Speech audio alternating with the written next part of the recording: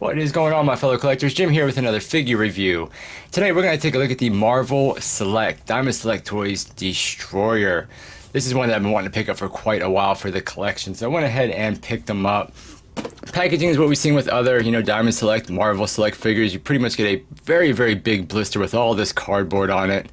It's usually always pretty banged up, so it's a little bit unfortunate for those of you who like to keep your stuff, mint on card. For me, I'm just going to open it up. But we do get this really cool image down here, so that's awesome. You got the Marvel Select, you got Destroyer.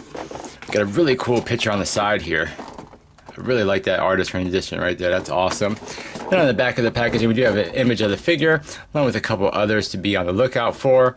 Of course, this is, pretty old. We do have quite a bit of a little read up here.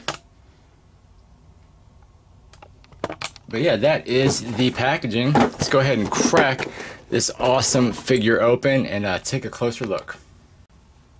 Okay, and here is the Destroyer out of the packaging, along with a couple of accessories that we do get with this guy. We do get this awesome looking sword.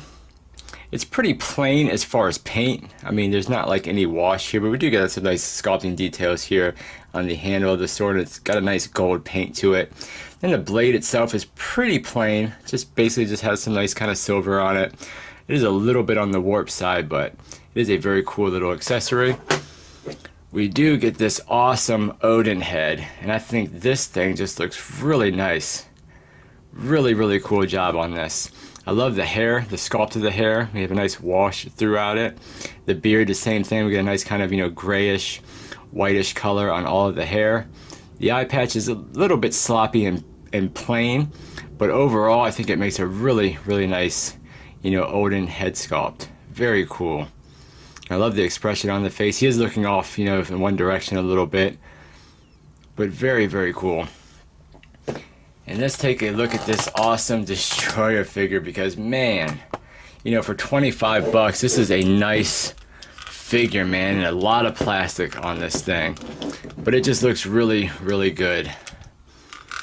Very cool looking figure. I do like the head sculpt, or the helmeted, sculpt of the armor. Looks really cool. We get nice, black lined details all throughout it. And there is like a kind of wash all over it. But yeah, it just looks really, really awesome. And of course we have the rest of the armor that looks really good. Basically just silver, but I like, all the, black to bring out the lines in it. Some of it's a little bit more sloppy than others, parts of it. But overall, it just looks really, really good. I love the finish on it. But yeah, we get all these awesome spikes everywhere and everything. He's just a big brute of a figure. This thing is just huge and heavy. A lot of plastic, so definitely worth the $25 price point on this guy. Very, very cool sculpted details on all of these, little rivets and spikes and everything that he has going on all the way up and down. The shoes look cool. Very, very cool job on this thing. It just looks very menacing. The shoulder pads are on a peg, so you can kind of swivel them, so that's pretty cool. Get some kind of muscle definition back here on his back. And then again, we just get that really cool, wash all throughout it, just to bring out all of the little pieces and armors. Very neat, man. Big old hunk of plastic, that's for sure. And what he will look like with the Oden head on, he looks really nice with the Oden head on, but I kind of prefer him all armored up. But I mean, the Oden head fits it nice to where it's not really like too out of proportion. I think it looks great on the figure. Of course, both of the hands, you can put the sword in either one of the hands. You kind of have to cram it in there because the hands aren't very soft, but I mean, you can just kind of cram it in there and he will hold that nice for the most part. So that's cool in either hand. Or you could, even have him kind of like holding the helmet somehow. That would be cool. But yeah, just really, really cool. And it's easy to pop the head on and off. So that's another nice touch about the figure. Now, as far as articulation, decent articulation for it being such a big, bulky figure. You do get, full swivel. You get not really much down, but you do get a little bit of up. So that's a decent amount of up for that. But yeah, you don't really get a lot of down at all.